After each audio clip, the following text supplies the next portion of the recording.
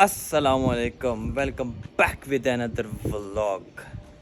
امید کرتا ہوں جی سب خیر و عافیت سے ہوں گے۔ جیسے کہ پچھلے دنوں میں نے اپلوڈ کی تھی وہ عید کی کچھ ویڈیوز، تو کچھ بیڈ کمنٹس آئے تھے فرام انڈیا سے گندے مندے کمنٹس مجھے ملے۔ تو کچھ لوگ کہہ رہے ہیں جی کہ یہ فیسٹیول ہے، اور کچھ کہہ رہے ہیں کہ عید ہے جی، عید مناؤ، خوشیاں مناؤ، مٹھائی کھاؤ۔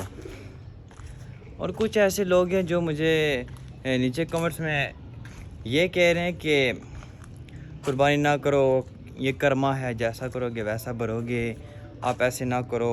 اور کچھ انڈین مسلمان جو کمنٹس میں یہ لکھ رہے ہیں کہ آپ یہ کام نہ کریں، کیونکہ اس سے انڈیا ہم پر غصہ کرتا ہے، یہ وہ فلاں فلاں۔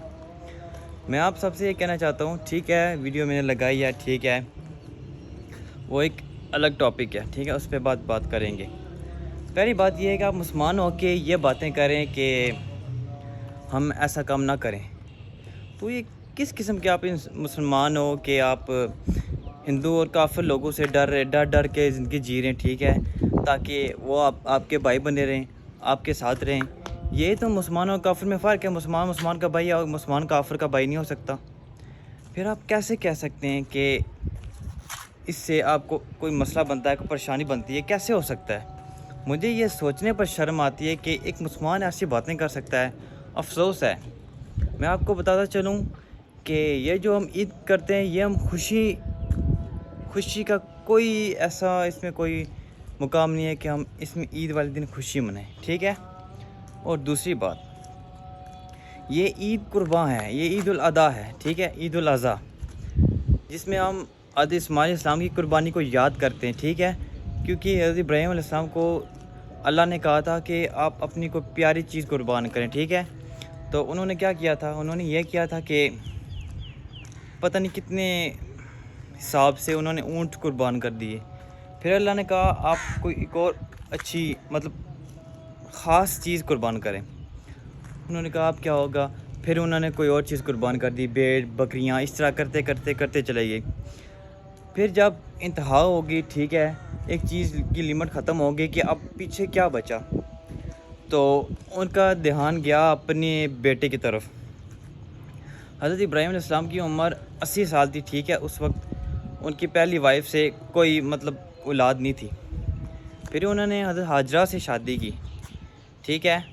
جب انہوں نے دوسری شادی کی تو ان کو تقریباً 85 تک جب پہنچے تو ان کو بیٹا ہوا تھا۔ وہ اپنے بیٹے سے اتنا دور ہے، ٹھیک ہے، اللہ نے کہا کہ آپ ہجرت کر جائیں اور اپنی بیوی اور بچے کو چھوڑ جائیں جہاں سے آب زمزم کا چشمہ پھوٹا تھا۔ تو جب وہ واپس آئے تو انہوں نے کہا کہ اب پیچھے کیا بچتا ہے جو میں قربان کروں؟ تو ان کا دھیان اپنے بیٹے کی طرف گیا۔ انہوں نے دیکھا کہ اللہ نے فرمایا کہ کوئی اپنی پیاری محبوب چیز کو قربان کرو۔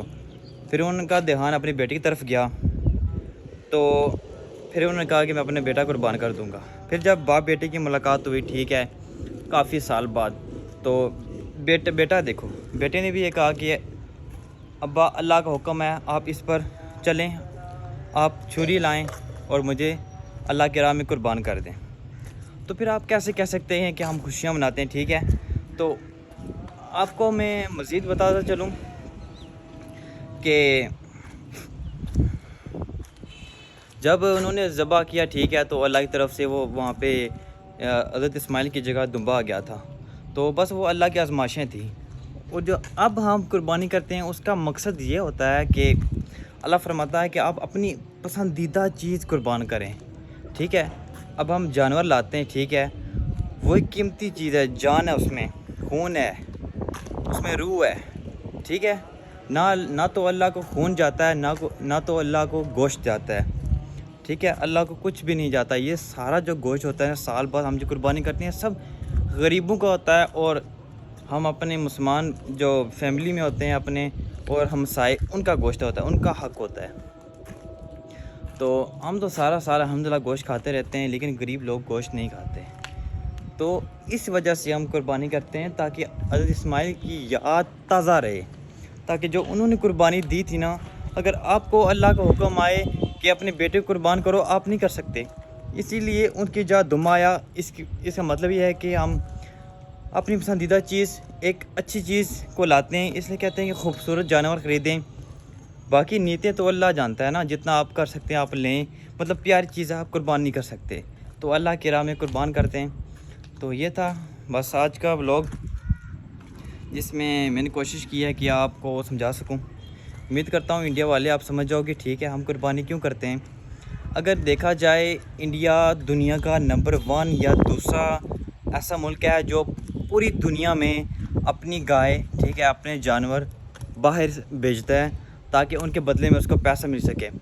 پھر آپ اپنی ماتا کو لے کے کیسے بیٹھ سکتے ہیں؟ آپ ایک ماتا کو مانتے ہیں، ٹھیک ہے، باقی آپ نے ہزاروں ماتا کو دنیا میں بھیج کے گوشت کٹوا کے، ٹھیک ہے، پیسے لے لیے، وہاں تو کوئی نہیں بولتا۔